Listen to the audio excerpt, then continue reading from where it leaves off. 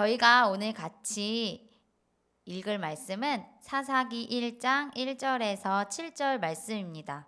구약 성경 360쪽입니다. 함께 읽겠습니다. 여호수아가 죽은 후에 이스라엘 자손이 여호와께 여쭈어 이르되 우리 가운데 누가 먼저 올라가서 가나안 족속과 싸우리이까? 여호와께서 이르시되 유다가 올라갈지니라.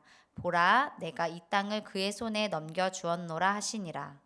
유다가 그의 형제 시므온에게 이르되 내가 제비 뽑아 얻은 땅에 나와 함께 올라가서 가나안 족속과 싸우자. 그리하면 나도 내가 제비 뽑아 얻은 땅에 함께 가리라 하니 이에 시므온이 그와 함께 가니라.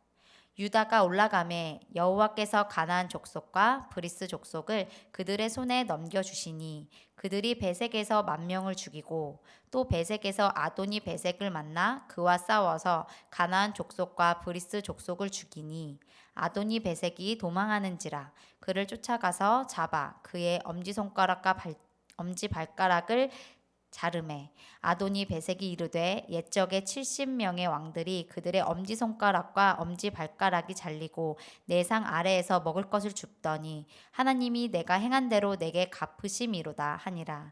무리가 그를 끌고 예루살렘에 이르렀더니 그가 거기서 죽었더라. 아멘. 사랑하는 하늘빛 성도 여러분, 몸 건강히 마음 건강히 잘 지내고 계신가요? 얼굴을 마주보지 못하지만 그래도 이렇게 함께 예배 드릴 수 있음이 참 기쁨입니다. 일주일 전 저는 우연히 유퀴즈 온 더 블럭이라는 TV 프로그램을 보게 되었습니다. 본래 이 프로그램은 길거리를 다니면서 우연히 만나는 사람들과 인터뷰를 하고 퀴즈를 내고 선물을 주는 그런 형식의 프로그램이었는데요. 상황인지라 길거리로 나가지 못하고 실내 스튜디오 촬영으로 하는 듯 했습니다. 그날의 부제는 워리어, 전사였죠. 프로그램은 실제로 우리 주변에서 볼 수 있는 평범한 사람들의 일상을 포함해서 대구로 자원하여 들어간 의료진들의 인터뷰를 담으며 어려운 이 시기를 있는 자리에서 최선을 다해 살고 있는 사람들을 향해 위로의 메시지를 건네고 있었습니다. 그 중에는 매일 통장 잔고를 보면서 몇 달까지 내가 버틸 수 있을까 하는 고민 속에 밤낮 잠을 이루지 못하면서도 저소득층 아이들을 위한 공짜 쿠폰을 없애지는 않은 빵집 사장님의 이야기와 대구 의료진의 호소문을 보자마자 삶의 자리를 박차고 일어나 대구로 달려간 간호사와 의사들의 이야기까지 담겨 있었습니다. 경제적인 압박에도 불구하고 나보다 더 어려운 사람들을 살피는 그 마음을 줄이지 않는 사람도, 가족들의 만류에도 불구하고 사명을 쫓아 재난 지역으로 바로 달려간 사람들도 모두 최선을 다해 있는 자리에서 코로나와 싸우는 전사들이었습니다. 사랑하는 우리 성도님들, 몇 주간 어떻게 지내셨나요?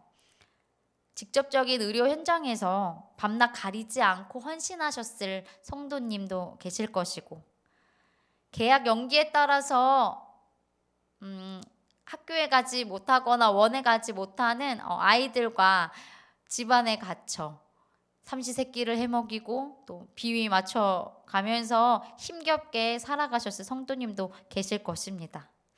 또 바로 옆 지역에서 들려오는 확진자 소식에도 생존을 위해 일터로 무거운 발걸음을 옮기셨을 성도님도 계셨을 것이고, 아까 그 TV 프로그램에 나왔던 분처럼 통장 잔고를 보면서 내가 몇 달 더 버틸 수 있을까 한숨 쉬며 밤잠 이루지 못했을 성도님도 계시겠죠. 모두 고생 정말 많으십니다. 우리 이 시간 함께 삶의 현장에서 코로나와 치열하게 싸우고 있는 하늘빛 성도들을 위해서 우리 같이 응원과 격려의 박수 함께 했으면 좋겠습니다. 모두가 치열하게 싸우고 있는 이때 저는 여러분께 한 가지 질문을 드리고자 합니다. 우리는 무엇을 위해 싸우고 있습니까? 우리는 무엇을 위해 매일의 삶을 견뎌내고 있습니까? 무엇을 위해 우리는 이 시기를 감내하고 있습니까? 설교를 지금 하고 있는 지금도 제 마음을 아프게 하는 한 가지 사실이 있습니다. 교회가 세상으로부터 너무 많은 질타를 받고 있다는 거죠. 사실 이건 이상한 게 아닙니다. 예수님이 우리에게 약속해 주셨던 것이기 때문이죠. 예수님도 우리가 세상의 미움을 받을 것이라고 말씀하셨습니다. 세상이 나를 미워하듯 너희를 미워하리라 라고 예수님은 말씀하셨죠. 하지만 지금 세상이 우리를 미워하는 건 우리가 예수님을 닮았기 때문은 아닌 것 같아요. 오히려 세상은 우리를 향해 너희는 예수님을 믿는다 하면서 왜 예수님처럼 살지 않니? 너희는 예수님을 따른다고 하면서 왜 성경에 있는 대로 살지 않니? 교회 안에서 예수가 보이지 않는다고. 너희 진짜 믿음은 무엇이냐고. 너희 그저 예수라는 이름으로 간판 걸어놓고 활동하는 이익 집단이 아니냐고 우리에게 질문하는 것 같습니다. 우리는 세상에게 어떻게 대답해 주어야 할까요? 어떻게 보여줘야 할까요? 우리 안에 계신 예수 그리스도를, 이 귀중한 진리를 우리는 어떻게 세상에 보여줘야 할까요? 이 혼란스러운 시기에 말입니다. 오늘 말씀을 통해 이것에 대한 분명한 답을 얻고 돌아가시길 소망합니다. 본문을 함께 보시죠. 이스라엘을 애굽에서 인도하여 낸 리더 모세가 죽고 나자 그 다음 리더 여호수아가 그 바톤을 이어받아 이스라엘을 또 광야에서 잘 인도하였습니다. 그리고 나이가 든 여호수아는 죽게 됩니다. 사사기는 바로 여기에서 시작되죠. 여호수아의 죽음, 이것이 사사기 1장 1절의 시작입니다. 눈앞에 있는 가나안을 바라보면서 그들은 하나님께 묻습니다. 하나님, 누가 먼저 올라가 가나안과 싸우리까? 하나님은 이스라엘 족속 중에 가장 유력했던 유다 지파를 선택하고 말씀하시죠. 유다이니라, 유다가 올라갈지니라. 그리고 이어서 유다의 손에 가나안을 붙이셨음을 약속하십니다. 하지만 유다는 그 말씀을 듣고 조금 이상한 행보를 이어갑니다. 당시 지파 중에 가장 힘이 없고 약한 지파 시므온을 찾아가 시므온 지파를 찾아가서 함께 전쟁에 가자고 제안을 한 것이죠. 그리고 유다는 이 시므온과 함께 진짜로 전쟁에 나갑니다. 여기서부터 그들의 그 삐걱거림이 시작되죠. 하나님 말씀에 순종하지 않은 모습 말입니다. 그럼에도 신실하신 우리 약속을 지키시는 하나님은 유다의 손에 가나안을 넘겨주십니다. 베색이라는 곳에서 10,000명을 죽이고 베색의 지도자 아도니 베색을 만나게 되죠. 하나님은 이스라엘에게 가나안을 만나 전투를 하거든 그들을 모두 진멸하라 명령하셨습니다. 당연히 아도니 베색도 진멸하는 것이 맞죠. 그런데 어떻게 했습니까? 아도니 베색을 죽이기는 죽이는데 아주 이상한 방법으로 죽입니다. 엄지손가락과 엄지발가락을 잘라서 감염을 시켜 죽이는 그런 아주 잔인한 방법으로 말이죠. 사실 이 방법은 가나안 세속적 문화에서 주로 행해졌던 것이라고 학자들이 말합니다. 적장의 리더의 손과 발을 잘라서 살인하는 이 잔인한 문화, 적장에게 굴욕과 고통을 동시에 주는 이런 방법 말이죠. 유다는 왜 이런 방법으로 그들을 죽였을까요? 그들은 40년간 광야에서 그들을 인도하여 오신 여호와 하나님을 경험한 사람들이 아닙니까? 그들은 하나님을 보고 경험했고 또 직접적으로 애굽에서 탈출하여 온 분들과 같이 살았던 그들의 이야기를 전수받았던 사람입니다. 그런데 그들은 왜 이런 불순종의 태도를, 또 가나안의 문화를 차용하는 듯한 이런 행보를 가진 것일까요? 여기서 아까 우리에게 던졌던 동일한 질문을 이들에게도 던져봤으면 좋겠습니다. 그들은 무엇을 위해 싸웠는가? 그들의 싸움은 분명히 거룩한 전쟁이었습니다. 하나님께서 이스라엘에게 약속하셨던 가나안 땅, 젖과 꿀이 흐르는 그 땅을 성취하기 위한 하나님의 말씀의 성취의 현장이었죠. 이건 하나님의 싸움이었습니다. 하나님의 전쟁. 그래서 주님의 명령대로 행하면 될 것이었는데 유다는 다르게 행동하고 있죠. 유다는 무엇을 위해 싸우고 있는지 이미 그 길을 잃어버렸습니다. 망각하고 있습니다. 그들의 싸움이 이제는 자신을 위한 것이 되었습니다. 그래서 그들은 전장에 하나님이 원하시지 않은 방법으로 나갔고 승리를 향유했죠. 사랑하는 성도 여러분, 이 사건을 통해 주님께서 우리에게 지금 하고 계시는 물음을 우리 같이 들었으면 좋겠습니다. 너희는 무엇을 위해 싸우고 있는가? 성도님들을 포함하여 우리나라 국민들, 아니 전 세계인들 모두 지금 이 시간 코로나와 열심히 싸우고 있습니다. 그런데 우리가 그들과 다른 것이 무엇입니까? 그리스도인 교회가 그들과 달라야 하는 것은 무엇입니까? 그들은 자신을 위해 싸웁니다. 자기 자신, 자신의 가족, 조금 더 도덕적인 사람이라면 자신의 이웃, 자신의 업장에 근무하는 노동자들, 그들을 위해서 고군분투하며 살아가죠. 간혹 믿지 않는 자들 중에서도 이웃을 위해서 봉사의 자리로 기꺼이 나가는 사람들을 볼 때 우리는 정말 부끄럽죠. 하지만 그들의 마음의 중심을 들여다보면 어찌되었건 출발은 자신이었음을 알 수 있습니다. 이게 나쁘다는 게 전혀 아닙니다. 그들을 폄하하려는 것도 아니고요. 인간은 본래 이기적인 존재죠. 그러니 하나님을 모르는 이들이 이렇게 행동하는 것은 너무나 당연하고 원래 그래야 되는 순리인 거죠. 그런데 우리는 달라야 합니다. 우리가 이 어려운 시국을 버텨나가고 이겨나가는 이유가 내 가족, 우리 교회, 우리 지역 여기에만 머물러 있다면 이것이야말로 우리가 세상 사람들보다 좀 더 착하고 친절한 사람일 수는 있겠지만 본질적으로는 별반 다르지 않은, 다시 말해 예수 그리스도의 복음이 우리에게 없음을 반증하는 일일 것입니다. 저는 신천지를 통해서 바이러스 확산이 진행되는 걸 보면서 처음에는 굉장히 속상하고 그들을 욕했어요. 그러다 문득 이런 생각이 들었죠. 아니, 신천지는 코로나가 무섭지도 않나? 아니, 그거 걸리면 기저질환자나 노약자들은 죽을 수도 있다는데 두렵지도 않나? 아, 저 할머니는 나이도 많으신데 왜 저러고 돌아다니셨지? 신천지가 코로나를 두려워하지 않고 그렇게 포교에 힘쓰고 예배에 힘썼던 건 그들이 바라보는 목표가 육체 영생이었기 때문입니다. 죽지 않는 것이죠. 그것을 이루기 위해서 잠깐 이곳에서 내가 그런 위험을 감수하는 것 할 수 있었다, 할 수 있겠다, 이런 생각이 들었을 것이라 이해가 되었습니다.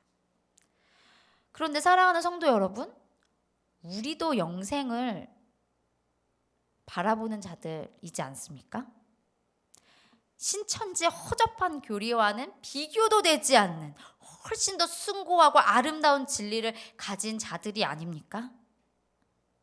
우리는 하나님 나라에서 영원히 영위하게 될 생명을 이미 얻은 자들이 아닙니까? 그런데 우리는 왜 두려움 속에 갇혀 아무것도 못하고 있는 것이죠? 물론 제가 지금 신천지처럼 지금 나가서 전도를 하세요 이런 말씀을 드리는 건 아닙니다. 하나님은 어리석은 우리를 배려하시어 하나님의 그 수많은 뜻을 두 가지로 압축해서 알려주셨어요. 하나님 사랑, 이웃 사랑. 우린 이웃을 내 몸과 같이 사랑해야 하는 사람들입니다. 그래서 방역에 적극 동참해야 하고 사회적 거리 두기에도 힘써야 하죠. 그것이 우리 이웃을 사랑하는 일이고 또 바이러스 확산 금지를 위해서 노력하는 많은 분들을 돕는 일이기 때문입니다. 하지만 이 정도는 상식적인 사고를 가진 사람이라면 하나님을 믿건 믿지 않건 누구나 하는 일이죠. 사랑하는 성도 여러분, 저는 우리가 믿는 예수 그리스도의 진리가 세상이 이해할 수 없을 정도의 숭고한 가치를 지니고 있음을 믿습니다. 그리고 성도 여러분께서도 그 진리가 얼마나 귀중한 것인지 아시기 때문에 이 시간 있는 그 자리에서 예배 드리고 계시다 생각합니다. 세상 사람들은 살기 위해 이 시기를 버텨나갑니다. 살기 위해 싸우고 있죠. 살아남기 위해 버티고 견뎌냅니다. 그런데 성경은 전혀 다른 방식의 삶의 양식을 우리에게 제안합니다. 명령합니다. 한 알의 밀알이 되어 죽으라고 말이죠. 우리는 예수 그리스도의 죽음으로 생명을 얻은 자들입니다. 우리가 세상 속에 생명을 보여주려면 이와 똑같은 방식으로 해야 하죠. 우리가 죽을 때, 우리가 죽어야만 세상은 우리 안에서 예수 그리스도의 생명을 보게 될 것입니다. 이건 정말 어려운 일이죠. 살려고 발버둥 치는 것은 우리의 본능이지만 죽기 위해 발버둥 치는 건 우리의 본능을 거스르는 일이니까요. 그래서 우리는 많이 두렵고 주저하게 됩니다. 그러나 그때마다 기억하십시오. 우린 사실 이미 여러 번 죽었다 살아난 자들입니다. 우리는 죄로 인해 이미 수백 번, 수만 번, 아니 그 이상으로 더 많이 죽어야 했던 자들입니다. 그리고 죽었던 자들이죠. 그런 우리가 예수 그리스도의 죽음으로 다시 살아나지 않았습니까? 그리고 영원한 생명을 보장받지 않았습니까? 그런데 우리가 어찌 주저할 수 있단 말입니까? 우리가 어찌 주님을 위한, 이웃을 위한 자리로 나가지 않을 수 있단 말입니까? 사랑하는 성도 여러분, 코로나는 어쩌면 우리에게 복음의 가치를 보여줄 기회를 허락해 주었는지도 모릅니다.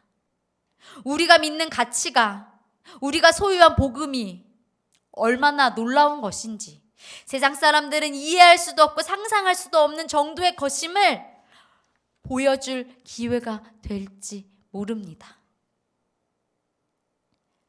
나를 위해, 나의 가족을 위해 싸워왔던 마음을 주님께 드리고 그 두려움을 그대로 주님 앞에 올려드리고 하나님을 위해, 이웃을 위해 어떻게 살면 좋을지 주님께 여쭈는 시간이 되셨으면 좋겠습니다.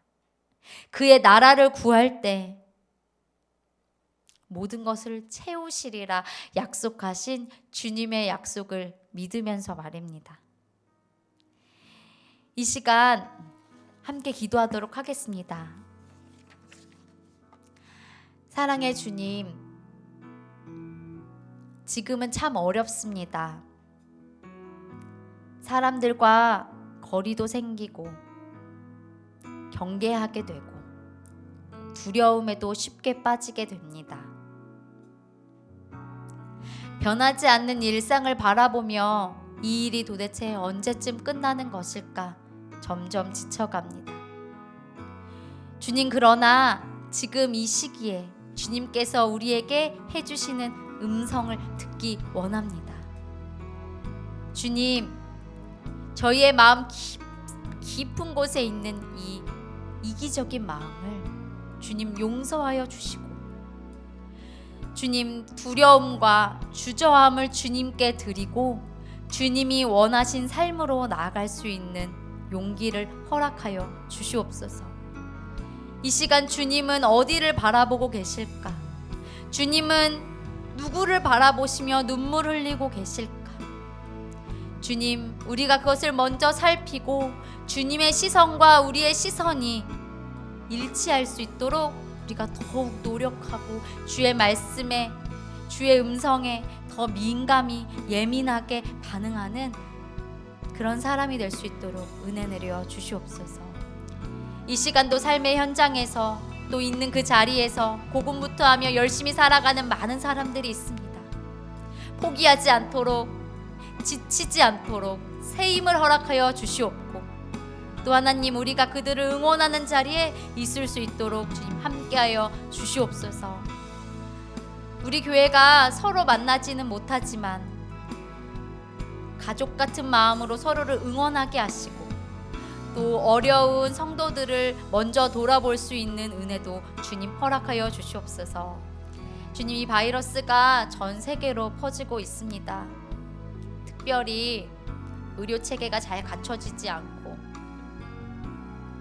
가난한 자들이 많은 나라, 그곳의 영혼들을 주님 굽어 살펴주셔서 주님, 그들이 주님으로부터 보호하심을 입을 수 있도록 주님 인도하여 주시옵소서. 우리의 모든 예배를 받으신, 우리를 인도하여 주신 주님께 감사드리며 예수님의 이름으로 기도하였습니다. 아멘. 우리 계속해서 기도 제목을 가지고 기도하도록 하겠습니다.